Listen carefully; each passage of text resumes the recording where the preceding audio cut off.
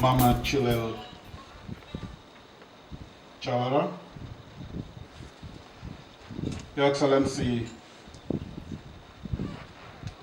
Bakari Bunja Dabo, former Vice President, Your Excellency Dawda Jallo, Honorable Dawda Jallo, Minister of Justice and Attorney General of the Gambia, representing His Excellency President Adama Barrow, Head of State of the Gambia.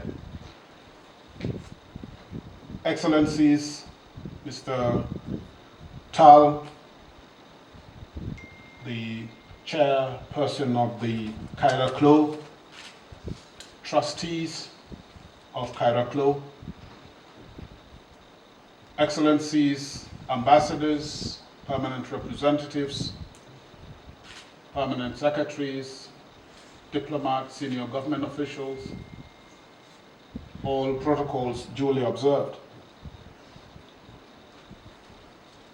It's been a while, it's been almost a year since I've been in touch with KaiaraCLO about this talk. I would rather call it a talk than a lecture, because I believe it is more of a mark of confidence on the part of the KaiaraCLO to invite somebody with no classroom experience to give an inaugural lecture. And I'm saying this conscious of the presence of full professors in the house. I see Dr. Sen here, and I also see diplomats about whom I'll be talking. So really, I think when I initially ran away from the invitation, I should have kept running away, because I'll be talking about things that people who actually took part in those processes are here with us, and I feel honored really to see many of them. I see ambassadors, and His Excellency Bolonsonko is here, His Excellency William Juf is here, His Excellency Yusuf Akai is here. So I think talking about the Gambia's diplomacy, I'll be just reminding those diplomats about the various subjects I wanted to cover. And of course, His Excellency himself, Bakari Bunja Dabo, a veteran diplomat. So really, it is not an easy task, but we can make it very easy. Just let us assume that we just recollecting, reminding ourselves about incidents you lived. Some of us just picked them up through academic work, through research, but you were the actual actors. So it's a question of reminding ourselves of those. I know Honorable Minister Bolonsonko and William Juf still mad with me for reasons I wouldn't disclose here, because I came as a researcher and I left with sufficient data, not only and I left with sufficient data. I'll just stop there. But Excellencies, indeed, I should really express my appreciation and gratitude to the organizers of this event for inviting me to kick off this series of lectures on Sir Dawda. Really an exceptional person, a patriot, a leader, and an international statesman, a diplomat, whom we all continue to look up to. I did not have the privilege to work under Sir Dawda. I came to Foreign Service in 1995, and that was a year, almost a year after he had left office. But I have had the privilege to interact with people Sir Dawda really led. I interacted with the ministers, I interacted with the permanent secretaries, ambassadors, and senior government officials. I also had the privilege to consult primary material on the Gambia's relations, external relations, that Sir Dawda really oversaw. And those engagements and consultations gave me sufficient evidence for the thesis I was able to advance in my study on the Gambia's foreign policy. And I'm glad Dr. Sen is here. He was the first reviewer of my book on the Gambia's foreign policy, and I'm most grateful. So the question that I want to ask is, what is the research finding that I want to share with you today? Well, the title of the presentation is Sir Dawda Kaiaraba Jawara, the Diplomat. And that is for a reason. First, Sir Dawda was the primary and the principal diplomat from the early 60s up to the end of his rule in July 1994. He remained a constant factor behind the Gambia's foreign policy, even though he had never been the country's foreign minister himself. Nor did he seek to combine the presidency with the foreign ministry. Yet Sir Dawda's influence on the Gambia's foreign policy cannot be overstressed. He nominated the Minister of External Affairs and was empowered by the Constitution to nominate the Gambia's principal representatives overseas. Therefore, up to 1994, the Gambia's foreign policy reflected President Jawara's personality, beliefs, and stance on national and international affairs. The question, therefore, is, who is Sir Dawda Jawara? In his book, Kairaba, Sir Dawda himself speaks at length about his childhood, his early life, political career, and life as a former president. And a number of works on the Gambia have also covered Sir Dawda's worldview.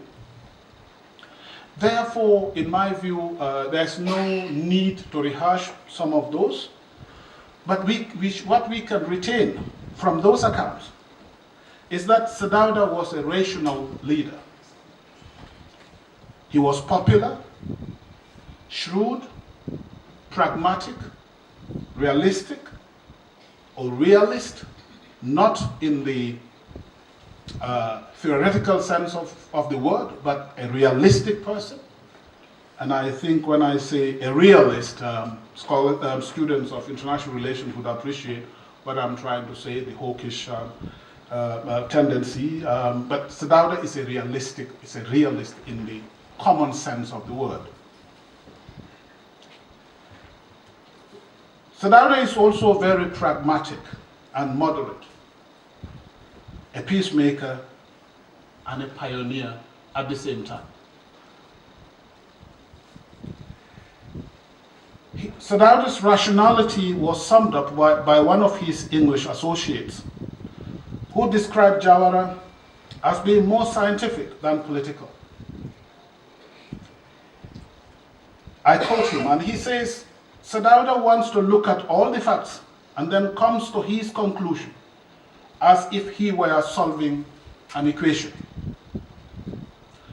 As for his popularity, this was attributed to both his political style as well as to the hundreds of people, if not millions of people he knew during his years as a veterinary officer.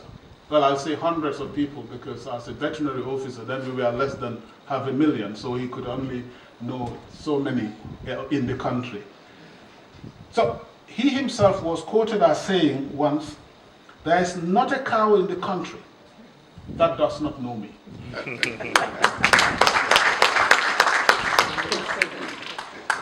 So I can go on and cite examples of Sir Dawda's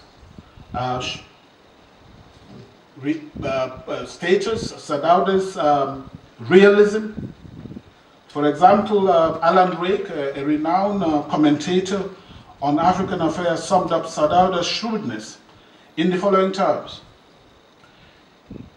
And I quote, he has followed the constitutional convention of multi-party system abiding by the rule of law, although he had been astute enough as a politician to win successive democratic elections. President Jawara's pragmatism and realistic approach to state affairs was best captured in his own statement to the nation on the occasion of the Gambia's attainment of independence. Sir Dawda told his countrymen, "No one has to tell us we are Africa's smallest and poorest nation. We are very conscious that the task that lies before us is formidable. And this being so, we are the more determined to strive relentlessly to overcome the difficulties that make the task so considerable. Freedom," Sir Dawda said, "will not bring miracles." Our intention in this talk, therefore, is to go beyond stating Sir Dawda's qualities. I think we can all keep on stating them, but what I thought would be a good value addition is to demonstrate those qualities as they relate to the Gambia's foreign relations.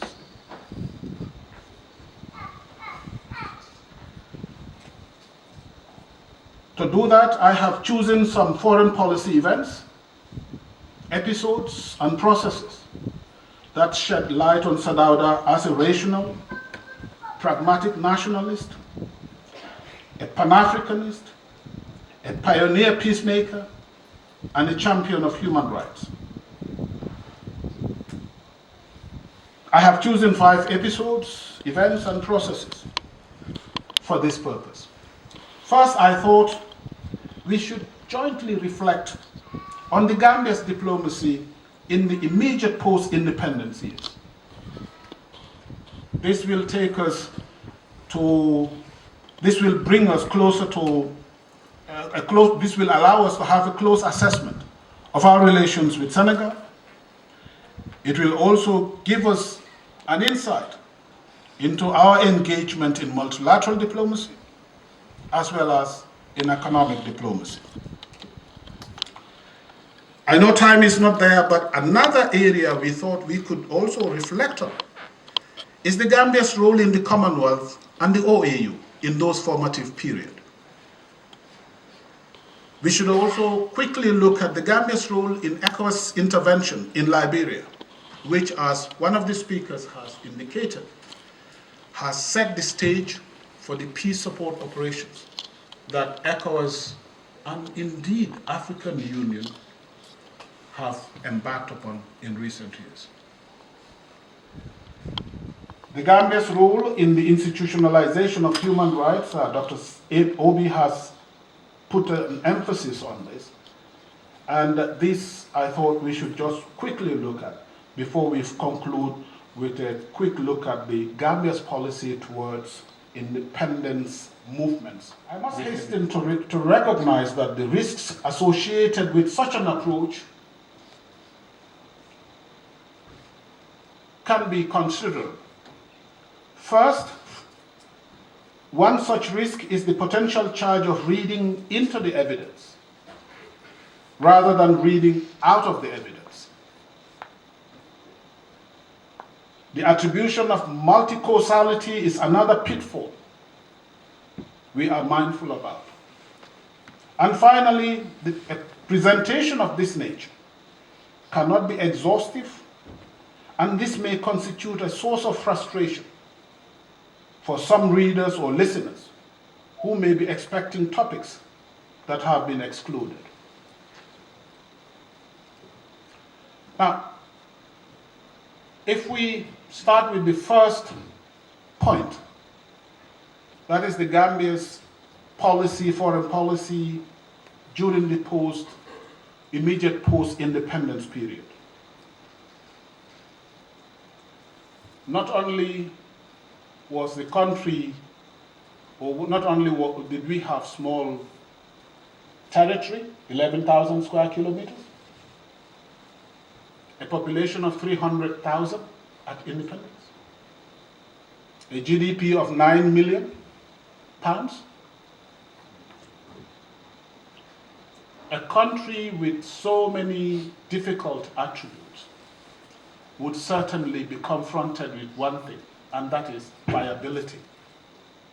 That was the key issue that confronted the Gambia at independence, viability. How can a country with 11,000 square kilometers, 300,000 people, no army, small workforce, how can a country of that nature survive? So this was a major question, and it led to a number of measures were taken, not only by the Gambian authorities, but by the international community as a whole. The UN, for example, commissioned a report to study the Gambia's independence prospects and what possibilities would be there in terms of our relations with Senegal. The report outlined three alternatives. The first was the full integration of the Gambia as the 8th Senegalese or Senegambian province. The second was a Senegambian federation in which the power of the federal government would be limited to defense and overseas representation, with complete autonomy in other aspects of the federated states. The third was the establishment of a Senegambian entente, where both states would remain fully sovereign. For Sir Dawda, the first option was unacceptable and was not to be entertained. Instead, Sir Dawda put forward proposals for political relations that were very similar to the third alternative. This too was not acceptable to Senegal. Indeed, President Jawara's reaction to the UN reports and the various proposals underscore his nationalistic credentials. I did say that Sir Dawda, from the various accounts, we know that he was a nationalist. And here is a full demonstration of Sir Dawda as a nationalist leader. He refused to accept any arrangement that would impinge on the Gambia's sovereignty and the Gambia's independence.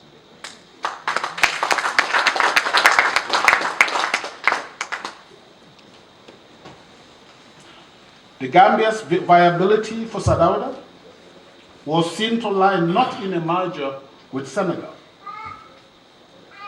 but in Dakar's goodwill and willingness not only to respect the Gambia's territorial integrity, but also to assume the country's external security. Thus, for Sir Dawda, the Gambia's viability would rest on two conditions alone: security, consisting in the territorial integrity of the country, and a strong economy. These two objectives became the key foreign policy objectives of Sir Dawda's government throughout his rule. I say two foreign policy objectives. I am not saying the only foreign policy objectives. In a minute we will see why. So, security and socio-economic development. These were the key foreign policy objectives of Sir Dawda's government. There is a third one, which I'll come to in a minute. So, Sir Dawda pursued these objectives, A, by building solid relations with Senegal, and from my interpretation of our relations with Senegal, certainly a lot of economic arrangements were given visibility, but a closer assessment would indicate and will show clearly that the Gambia's main interest in our relations with Senegal was security related. It was basically security. And since there is no much time, we wouldn't be able to go into the empirical data that we have been able to collect and to confirm this position. So,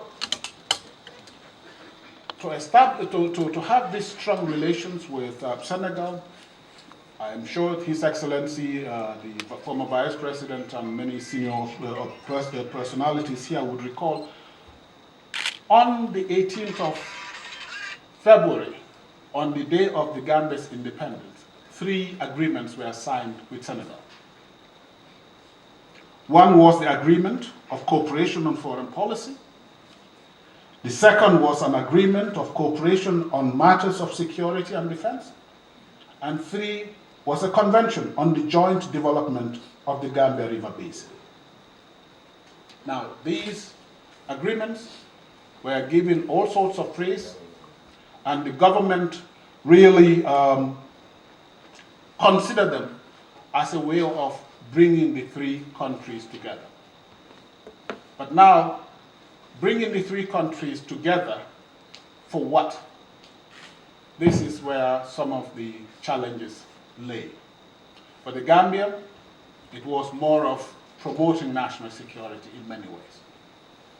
For Senegal, it was a way of having functional arrangements that would eventually lead to a Senegambian union. Again, unfortunately, we wouldn't be able to share the empirical data. Now, during the formative years, a number of activities were embarked upon by the 2 countries, but unfortunately, they led to some frustration on the part of both countries. The Senegalese did not see enough progress being made on the economic front, while the Gambia felt that even though there wouldn't be enough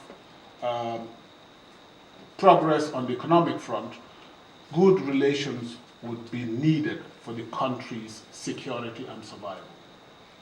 That alone would enable the Gambia to release its energy for crucial economic activities for the country. Now, just one citation, one quotation that indicated President Jawara's own frustration was when he said, "We look forward to closer relations at all levels with our Senegalese friends. However, I feel compelled to remark that if only they would show a greater and more prompt response to the matters that are from time to time referred to them, cooperation would be that much easier and more fruitful." Now, certainly Senegal was also very much keen on those relations to ensure that Gambia does not become the backyard for the stabilization of the country or for illegal activities by perhaps some dissidents. But the Gambia gave Senegal sufficient assurance that this would never happen. And I think since those assurances were given and understood, I think it diluted Senegalese interest in some of the areas of cooperation. That is why they did not push too much for their implementation. Now, viability, as I said, was sought through solid relations or close relations with Senegal, but it was not limited to that. Another area that the Gambia thought its viability would very much benefit from is the participation in multilateral diplomacy. And this explains the haste with which the Gambia has decided to apply for UN membership. It is within this context that the haste with which the Gambia applied for admission to the UN could be appreciated. Besides the 3 agreements signed with Senegal, the second major diplomatic step the Gambia took on 18 February was the application for membership of the United Nations. In his letter of application addressed to the Secretary General of the United Nations, Prime Minister Jawara stated, "The Gambia, having today attained independence, wishes herewith to apply for membership in the United Nations. with all the rights and duties attached thereto.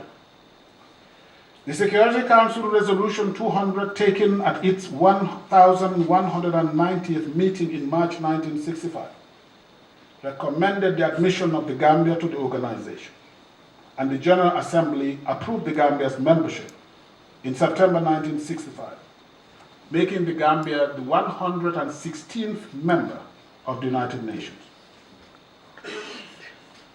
For the Gambian government, admission to the organizations such as the United Nations was part of its attempt at state preservation. This provided the government's raison d'etre and source of its powers. The Gambia also became the 21st member of the Commonwealth upon independence. Admission to the Organization of African Unity was also sought and granted during the same period, making the country the 37th member of the OAU. Now, these three organizations remain very important for the Gambia, but our membership presented the country with a specific problem, and that was the problem of payment. The high cost of UN membership proved to be a source of concern for the Gambian leaders. On the day of the Gambia's admission to the United Nations, Prime Minister Jawara pointed out to the General Assembly that in terms of size, population, and resources, the Gambia is one of the smallest states to achieve national sovereignty and a place in international community. This presents very special problems with a country like the Gambia. When a country like the Gambia finds that it is expected to contribute to the expenses of the United Nations on the basis of a minimum contribution, which is out of proportion to its resources. So these were some of the initial challenges. And the Gambia continued to echo these concerns, not only in the UN, but also in the Commonwealth and the OAU.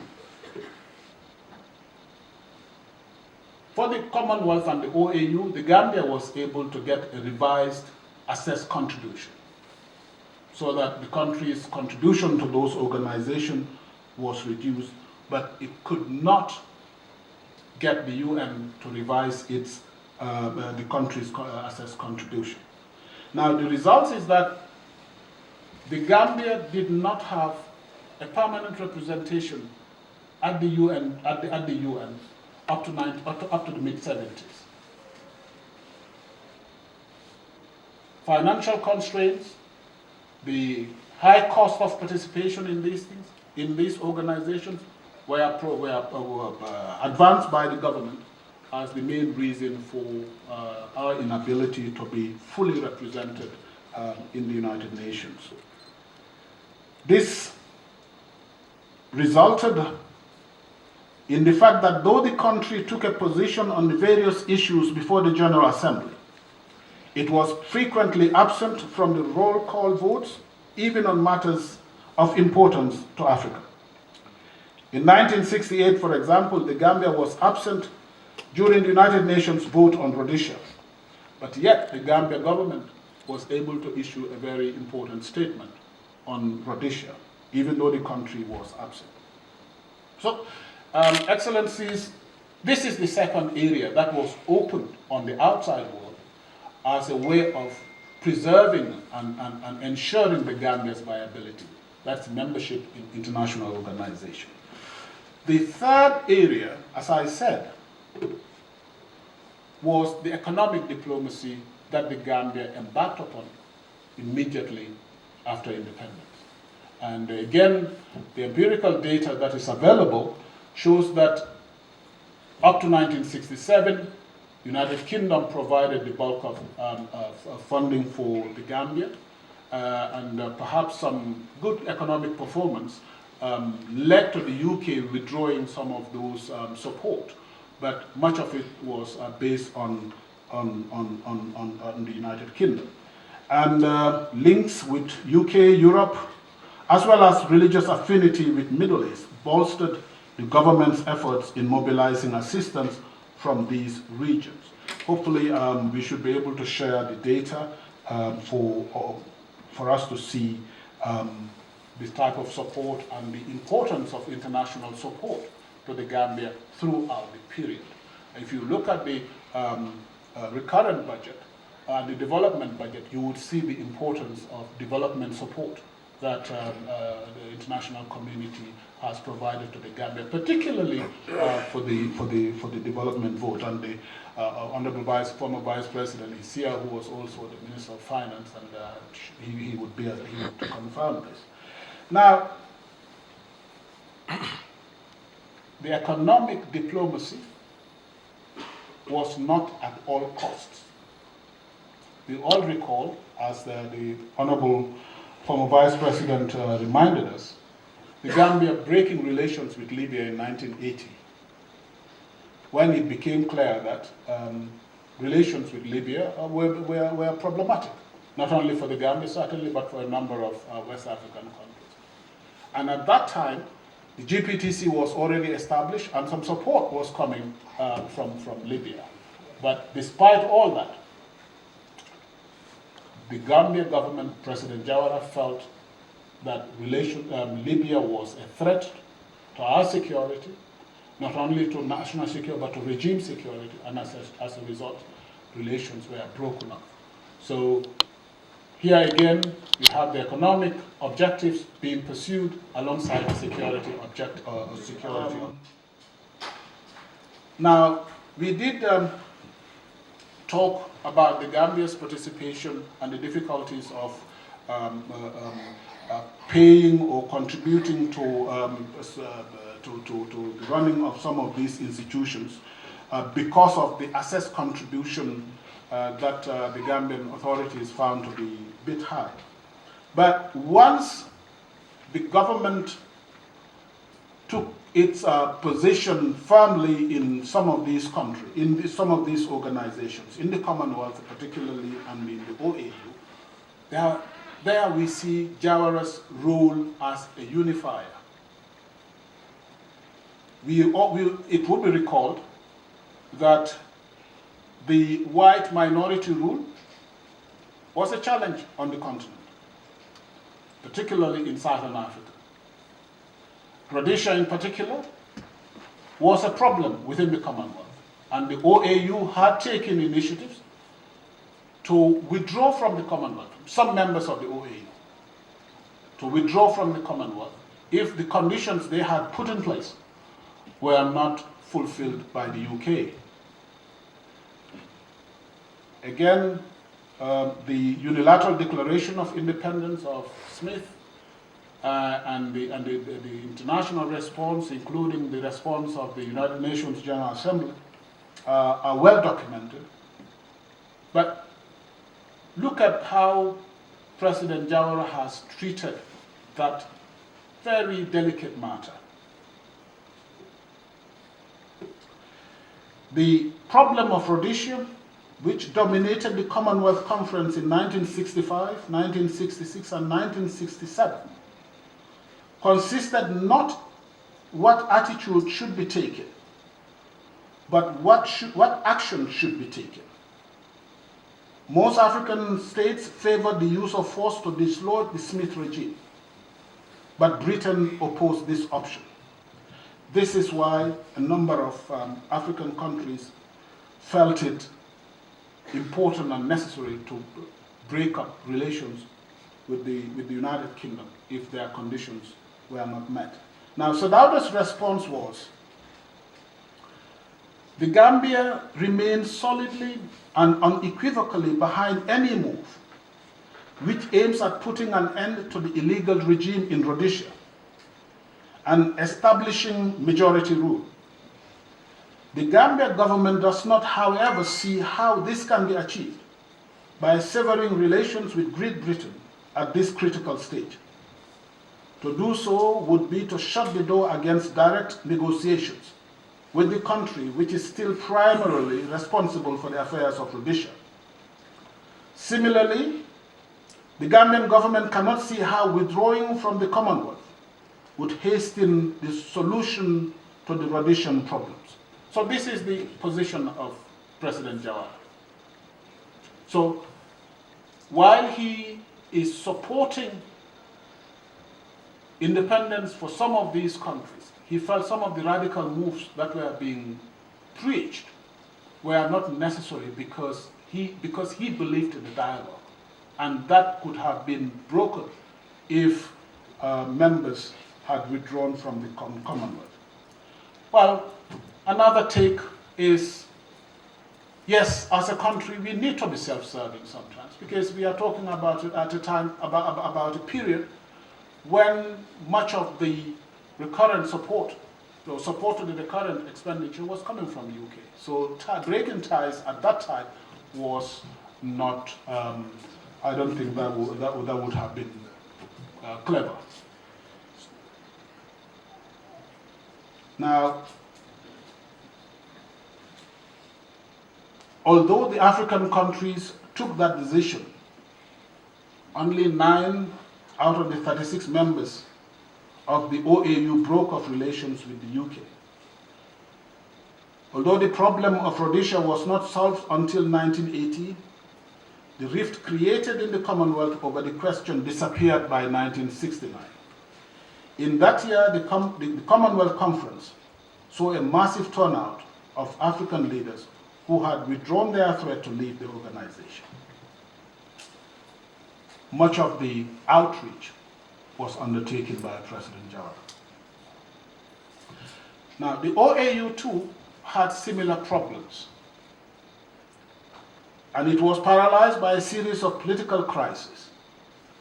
A quarrel between Ghana's Nkrumah and several states of the Organisation Commune Africaine et Malgache, OCAM, over Ghana's alleged infringement of neighboring territories. Nkrumah's maximalist position that African unity meant continental union government, and the disagreement of several mainly OCAM members with this view, which they considered to be part of Ghana's territorial ambitions.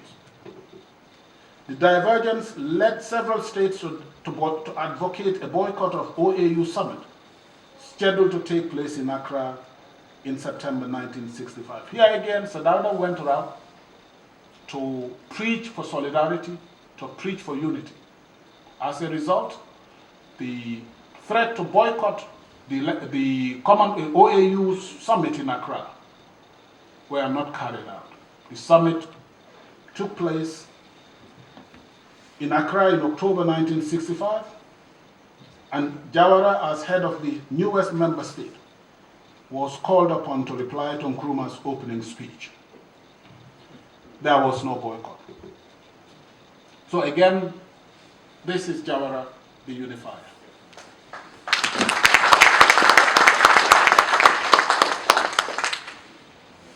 Jawara, the peacemaker.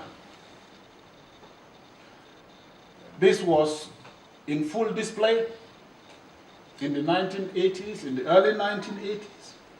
We all recall, at least some of us could now recall, in the some events in the 80s. During the 80s, the Gambia's policy in West Africa was marked by the growing concern about the political problems that compounded the economic problems of the region.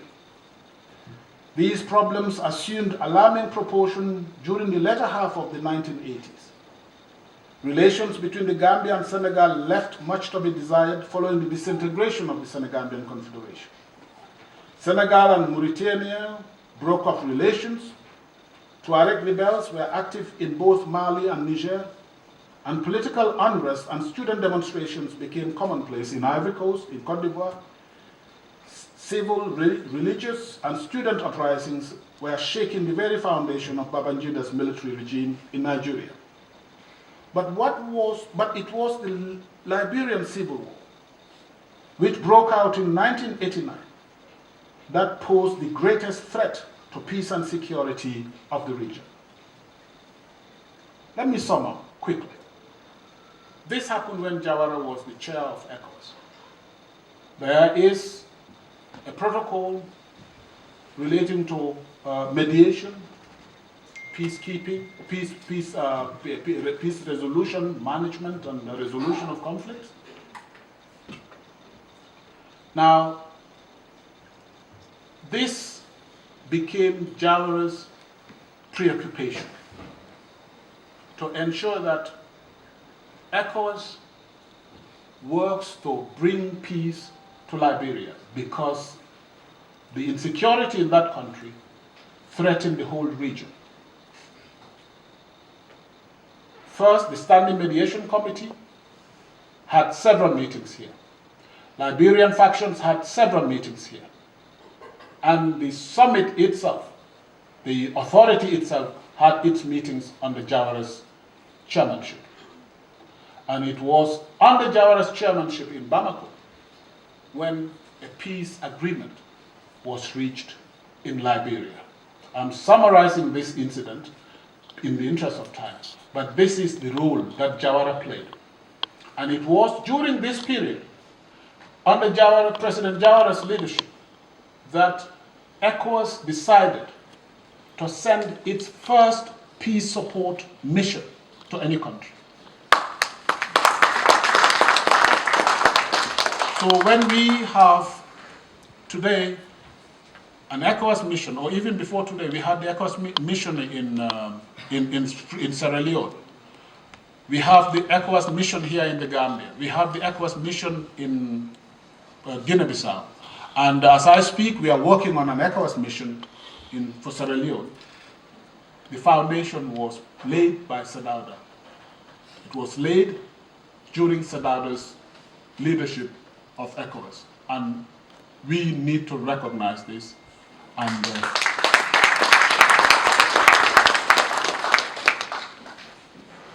Excellencies, Sir Dawda cannot be, you can't talk about Sir Dawda without talking about the human rights defender, the Democrat. And again, here I'm just summarizing.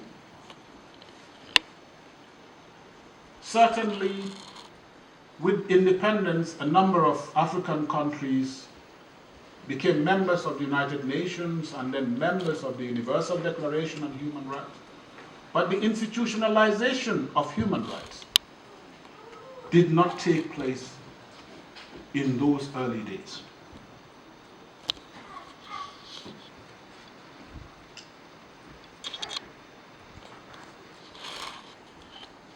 It was not until 1979 that the question of human rights began to be given greater attention at the continental level. And the Gambia's role in this needs to be emphasized. It was the brutality of Amin's regime in Uganda and the Tanzanian-Ugandan war that compelled the OAU to address itself more seriously to the problem of human rights in Africa. For the first time, an African Declaration on Human Rights was adopted during the OAU Summit Conference in Monrovia in September 1979.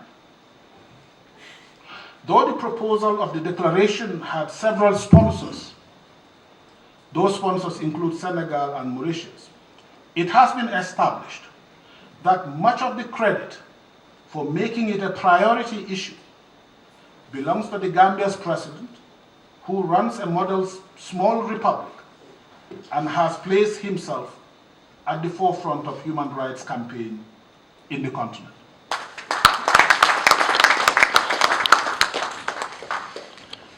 Indeed, the Monrovia Conference was followed by a number of activities, a number of events that sought to institutionalize human rights on the continent. And certainly there were some setbacks, and Sir Dawda's response to some of those setbacks again showed the diplomat we had here as a head of state. Sir Dawda said, indeed, we will recall that while the Universal Declaration of Human Rights was adopted by the United Nations General Assembly more than 30 years ago, the subsidiary conventions on civil, political, economic, and cultural rights were adopted some 20 years later. It took another 10 years before the instruments came to force. However, the Gambia's impatience with the slow pace of the work on the draft chart that is the African Charter on Human and People's Rights, could be felt even though official statements were couched in the most diplomatic manner. For example, President Jawara told the Freetown Summit that our initial success should not inhibit the expeditious adoption of an African Charter on Human and People's Rights. That is why the Gambian government, in its unflinching determination to contribute effectively to the establishment of an African machinery that will promote the respect for and protection of human and people's rights, has requested to host the second ministerial meeting on the draft charter. The second ministerial meeting on the draft charter was convened in Banjul in January 1981, and the ministers proposed to the heads of state and the government that the adoption of to adopt the charter and named it a Banjul Charter. The charter was unanimously adopted during the summit of the OAU heads of state and government in Nairobi in 1981. It came into force in October 1986 after ratification by a simple majority of OAU member states. The Gambia ratified the charter in June 1983 and proposed to host the African Commission on Human and People's Rights. The country's candidature met little challenge. Thus, when the decision to have the commission outside the headquarters of the OAU was taken, Banjul was unanimously chosen as the most favorable site.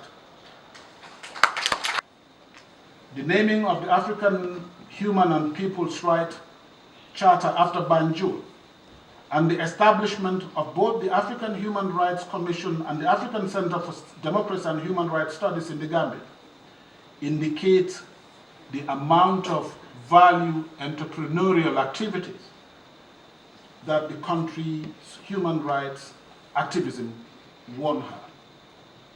As President Kenneth Kaunda recognized, Addis Ababa is synonymous with the OA. Banjul is synonymous with the promotion and protection of human rights in Africa. And one last incident to show the independence, the independent-mindedness of Sir Dawda. We all recall, at least through secondary material, most of us would recall, that the white minority regimes in Southern Africa were confronted with nationalist movements. Now, in one country you had more than one guerrilla or nationalist movement that were fighting for the independence. Now, some of these movements were not only fighting the white minority administrations, but they had some conflict among themselves. As a result, they went to seek recognition across the continent and around the world. For President Jawara, automatic recognition was given to only two. That was SWAPO and ANC. These were the only freedom fighters President Jawara gave recognition to. The others, he recognized their presence, but he did not give any of them a recognition as the sole representative of their people until they fulfill certain conditions. And one condition was territorial authority over territory, control of the territory, and the vote from the population. So as a result, it was only after the elections in both Zimbabwe and Angola that President Jawara recognized the MPLA and the ZANU-PF of Zimbabwe. So despite the fact that a number of African countries, almost 2/3, had already recognized those countries, President Jawara believed to be recognized, you need to have control over a territory. and you must exercise sovereignty over it, over the whole territory, to be able to be recognized as the sole representative of your people. And I believe the senior officials would recall the number of visits that these independence movements paid to the Gambia. They were received but not recognized as the sole representatives of their countries. So this shows that President Jawara was a unifier, a peacemaker, but also very independent-minded. And this, as Gambians, we must recognize. Now, to conclude, Excellencies, we have seen the various episodes that have painted or portrayed President Jawara as a leader, a unifier, a peacemaker, a pragmatist, very rational. And what we have seen is our foreign policy, our foreign relations focused on security, on socioeconomic development. But there is this third one, which is norm promotion. Promoting principles and norms such as human rights and democracy, which President Jawara has devoted a lot of attention to. Now, when we first did the study, we call it prestige. We said this is an area where countries want to have prestige. So in addition to economy and security, they also push for regime and national prestige. But perhaps there is a better wording for that. But let us all think for once, and that is my concluding remark. Any foreign policy incident of Australia, of the US, of any country that cannot fit in these three categories. Any foreign policy incident. If it is not security, if it is not socioeconomic development, if it is not norm promotion or prestige, if there is any foreign policy incident that you cannot just put in this pigeonhole, we'll be glad to hear. Now, while you think about it, the conclusion we can draw from this is that all countries pursue the same foreign policy objectives. Three foreign policy objectives. Security, socioeconomic development, and norm promotion or prestige development. When I did this study 30 years ago, almost 30 years ago, I was hoping that by now it would have been disproven. It would have been really dismantled. But so far, these are the three positions. These are the positions I've held. And this is what Sir Dawda's foreign policy, or Gambia's foreign policy during Jawara's time has taught us. And it has shown that there is no country, small or large, that doesn't have a foreign policy. Let us stop telling ourselves we don't have a foreign policy. We do have. We may not have it documented. We may not have it documented as such, but we pursue the same foreign policy objectives with the United States of America. It is just what we do and how we do it which matter. And thanks to Sir Dawda Jawara. Thank you.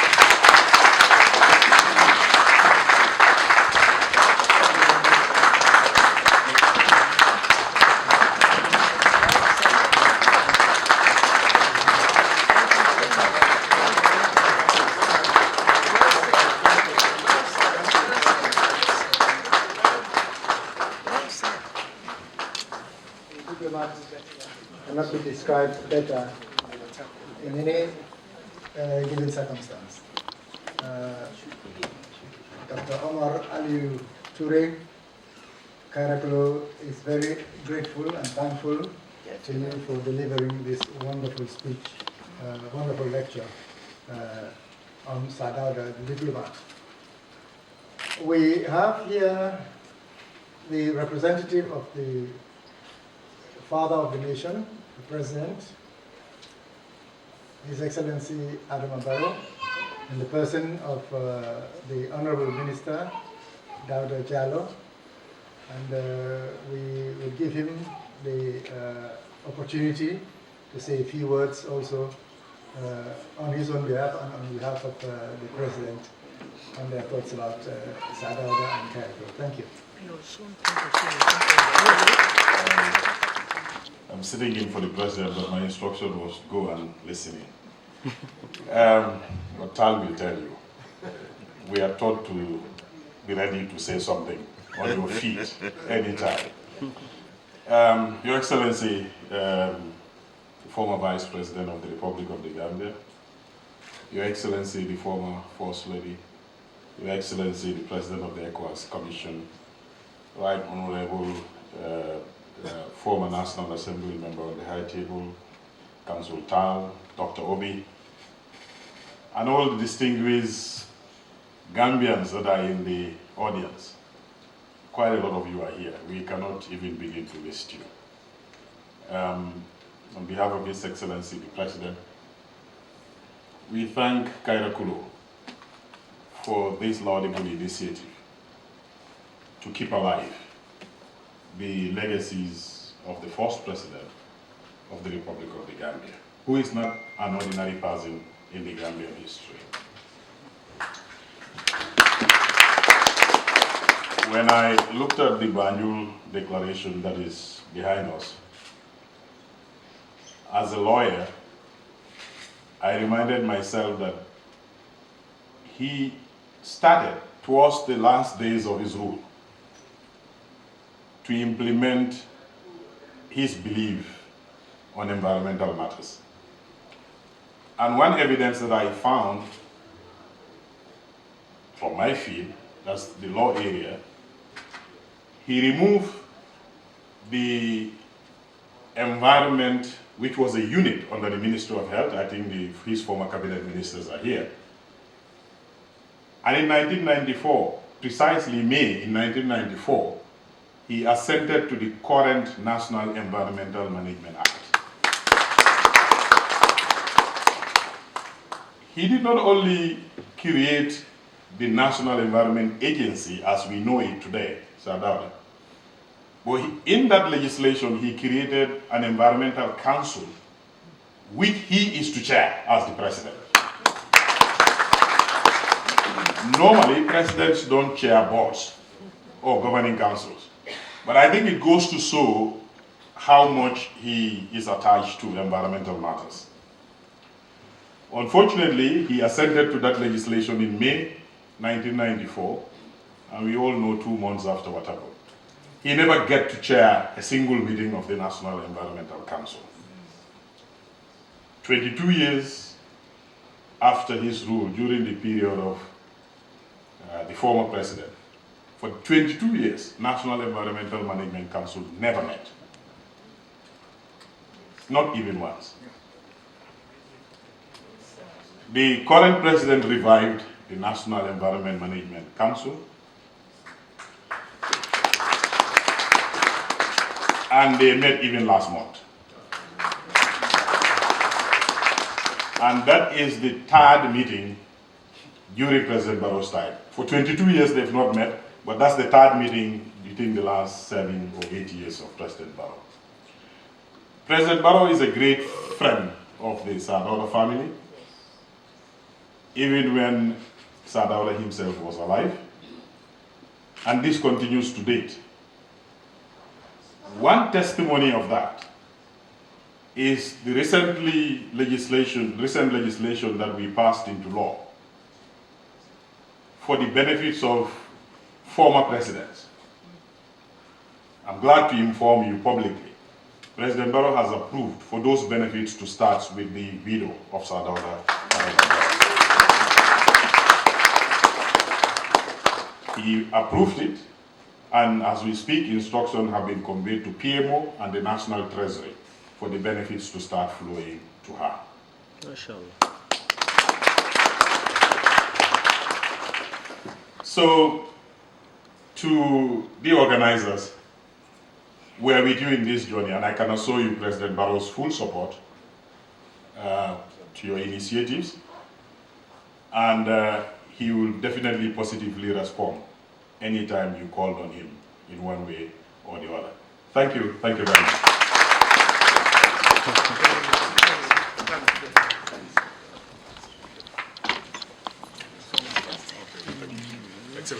Thank you very much. I appreciate it. Thank you very much. Thank you very much, Honorable Minister. We have quite a number of distinguished guests in this audience. People who are not only distinguished in their respective careers, but people who have had personal experiences working with Sir Dawda Kaiaraba Jawara. And my chairman has graciously asked me to ask some of you to speak about Sir Dawda in your experience for maybe 2 minutes, 3 minutes. So if I may kindly ask Mrs. Bensouda to come to the podium and say a few words. Ambassador Abdoulaye Touray. Ambassador Abdoulaye Touray, would you want to say a few words about Sir Dawda? By Decree 100. Well, Your Excellencies, Excellency Omar Aliieu Touray Jawara, Honorable Excellency Bakari Dabo, Ambassador Ramsey Diaf, my good brother, ECOWAS President, Honorable Dawda Jallo, Maitre Almami, Dr. Obi. I feel very humbled to begin economic recovery program. The ERP was developed on several parameters, and it was a very far-reaching economic recovery program, the ERP, and it said that we need to flow the dalasi, we need to remove price controls, we need to retrench the civil service. I was very young at the time. I think I was the youngest economist in the room. And we went to Sir Dawda. And I think Bakari Dabo, McPherson, Abdinjai, and others made a very good presentation of what the structural adjustment program entailed.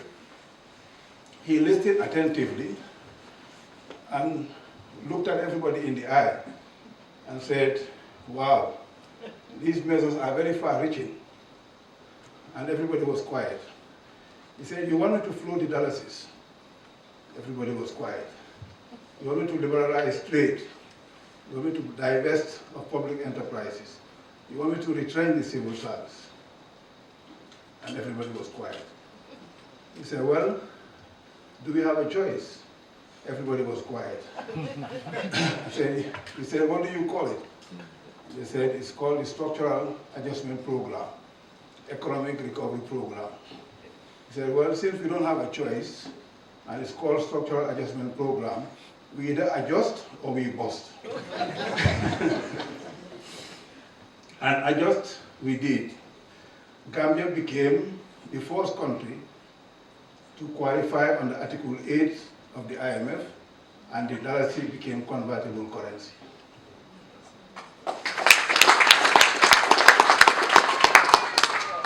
In those days, even if you had the money, you were not able to access rice unless you had a direct line to KaiaraCLO or Jeffrey Rena or Musa Drame, because rice was not available. To the extent that I recall, people were basically scrambling for rice, and this old woman had a baby on her back. And because of the pushing and pulling, the young girl fainted. It was that bad. And with the Article 9, it is not the business of government to be in business. That was very fundamental. Going forward, during that time, we had direct flights from the Gambia to the UK. Well, that's a vivid indication of Sir Dawda's diplomacy, and he was able to work with the Chinese also to improve the economy of this country. A respectful call on His Excellency Bolong Sonko to say a few words about his experiences with Sir Dawda. Members of the High Table, I respect all the protocols respected by my predecessors. I also say good evening to all the members, all the participants in this very important occasion.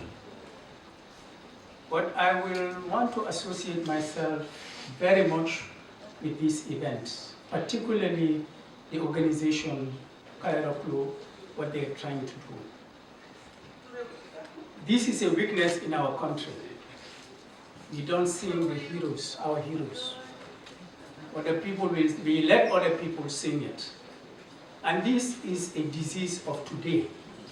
Because in the past, that was one of the main roles of the griot, to ensure that those who have done outstanding deeds are retained in the minds of the people. And you are reminded at christening ceremonies, you are reminded at every event.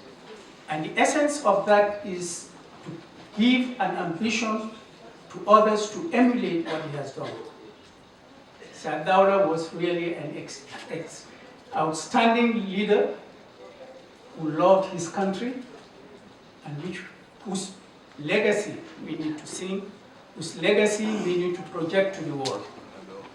I don't want to talk about what he has done in the country. I think that has been addressed more than adequately by Dr. Touray and also others who intervened. Basically, he's not only a man for the Gambia. Sir Dawda was beyond the country Gambia. And you recognize that when you travel with him to meetings. I had the opportunity, and I thank God for that, but I also thank him, to interact with him when I was at the intermediate cadre of the service. I've traveled with him on a boat during the Meet the Farmers tour. I've traveled with him to international conferences. And I had the opportunity also to work not only in the Foreign Service, but also to work in the Ministry of Environment and Natural Resources. That was the home of the National Environment Agency. In fact, it was at the Ministry of Health. Then it was moved to the Ministry of Natural Resources. And it re-echoes or emphasizes the point you made, that is his commitment to environmental issues. I mean, when we go to, I remember we went to the IUCN meeting. The Gambia was almost the star at that meeting. Everybody knows about the Gambia. Everybody knows about Sir Dawda. Everybody knows the good work. And what they will tell you is, keep on the good work. Banjul Declaration was prepared, I can say, 20 years before people became aware of the relevance and importance of propriety. That insight we owe to Sir Dawda. And as one of the speakers said about his lecture, I think Dr. Touray, he was a scientist. And some of this thinking, this farsightedness and planning, come to him naturally. Sir Dawda was not only involved in the international scene on a wider scale. Even in our sub-region, he did a lot. Sir Dawda was the only president at some point in our history, of the history of the sub-region, who was able to talk to Leopold Sedar Senghor. He spoke to Sékou Touré. And these are two people who are insulting every day in the evening on their radio stations. Senghor, the Radio Senegal, will insult Guinea and Sékou Touré, and in the evening Sékou Touré will insult Senegal, President Senghor, and and he will say, pray pour la révolution. He was also the one who talked with Ofi Boigny. So, and it was through that effort that he was able to bring together some of the effort that is required in developing our sub-region. We formed the OMVG. OMVG was formed by two countries, Gambia and Senegal. But you cannot talk about a river basin organization when 50% or 30% lies in another country. That's not a member. And it was difficult. Sir Dawda took up the thing to talk to Sékou Touré, convince him that he should be part of it. Of course, Sékou Touré also had his requirements, which was we must bring Guinea-Bissau along because they have a river, the Kayanga, Geba, and Koruwa rivers. They should also be part of it. And I say this to show that he's a real diplomat and his flexibility. In fact, at that meeting where we formalized this decision, it was former Vice President Bakary Dabo who was sitting in for him at that meeting because Sir Dawda himself was the chairman of the meeting. And you always feel happy at these meetings at the highest level when you hear President Jawara intervene sensibly, but trying to bring positions together, trying to bring out a common position that will make the organization move forward. Bravo. These are demonstrated at various levels. At the environmental level, as I said, we had the ministry, but Sir Dawda was so committed on these environmental issues that he took all the time to go to the meeting in the Rio conference that looked at all the three conferences. And I show you, every evening, we have to brief him. You have to explain what has been going on, what is the position about this case, and what is Gambia's position. And I want to tell you that the Convention on Desertification, which was finally approved, really came about because Sir Dawda said we should accept a certain position because the African countries didn't want to. We spoke with the Americans and the Americans said, look, this desertification is everywhere. So we cannot make it an issue as if it is peculiar to only. So we talked and in the end agreed that well, we'll make it particularly Africa. And if you look at the convention, it says, and it mentions particularly in Africa. This was something we cleared with Sir Dawda, and he accepted. He said, look, if this will make it work, go and accept that. Talk to your colleagues, and they should accept this. And we spoke to them, he accepted. He was realistic. He was realistic when it comes to resources. He had the Gambian people at heart, and he knew their limits. We could have opened 10 embassies, but we talked to him about opening embassies, he will not be able to finish all the questions he'll ask you, because he knows the expense, the cost of running embassies. So we had a limited embassy representations, which we supplement by multiple accreditation. But he was very, very, how would I say, very simple, because when we travel with him, Lady Mama Chilel is there. When we do travel, really, you see the president up and you see yourself down, but he always wants to make you feel at ease. You are always made feel at ease. If you have to eat all together, it is really as a family. So he has a very good heart. He has a feeling for the Gambia. And really, this is something I want to witness. There are many other things, but the principal talk today is about a diplomat, which I think Dr. Touré had made justice to. But he was a great man, and we need to call him.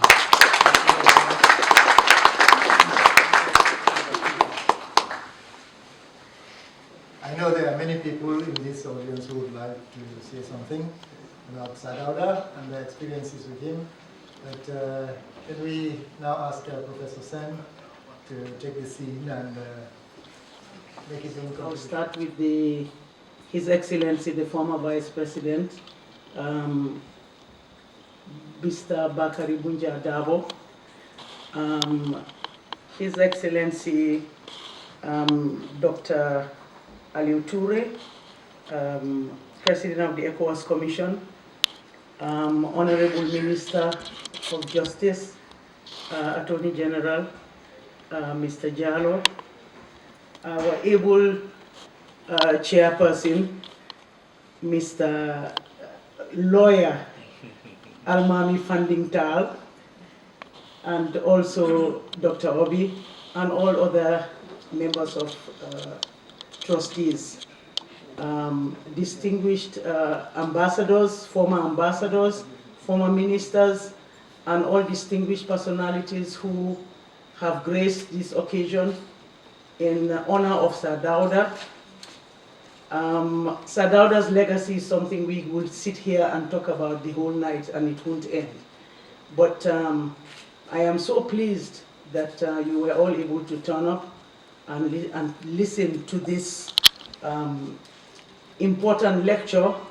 And I wish I could see the Generation Z, as they call them, to learn more about Sir Dawda.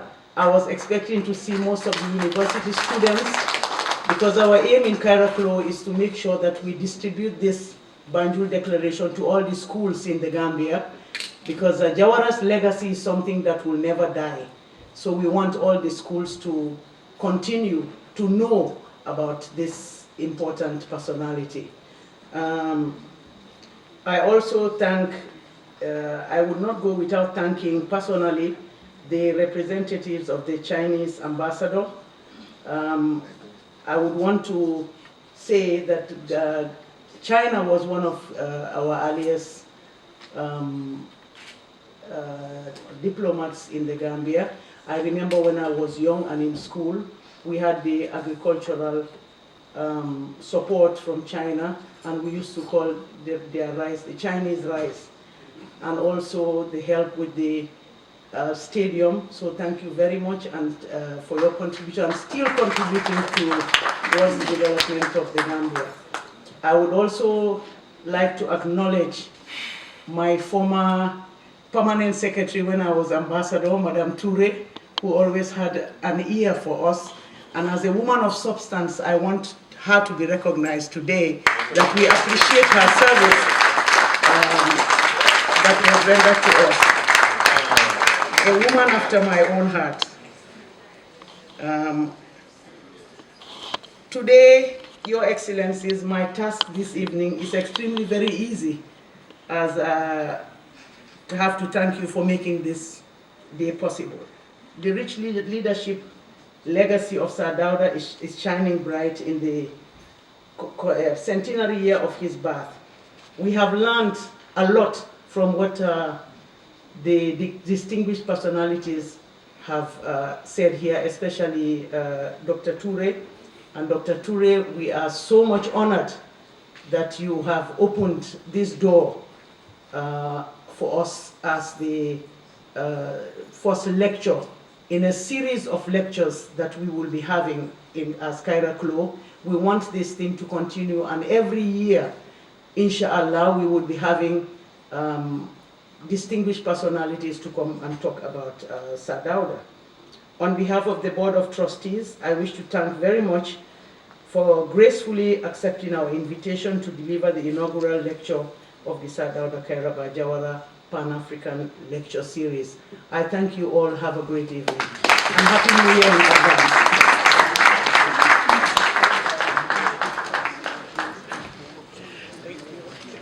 Thank you, Your Excellency, former Ambassador Ramzi Diab. Ladies and gentlemen, that wraps up our event for tonight.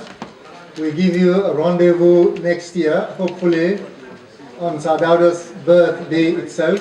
All things being equal, we want to repeat this lecture series and discussions about his legacy and his leadership qualities.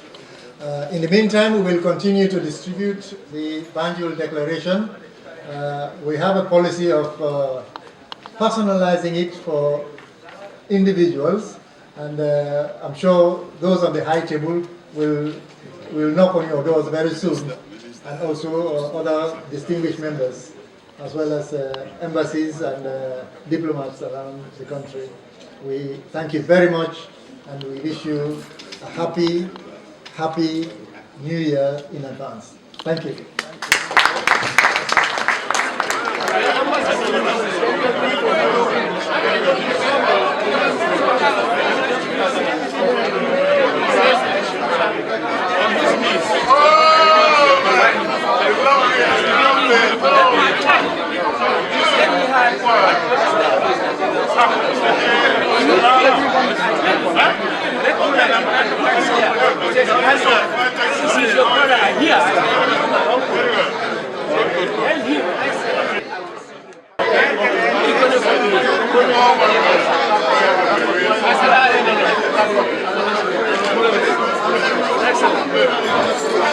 Excellent.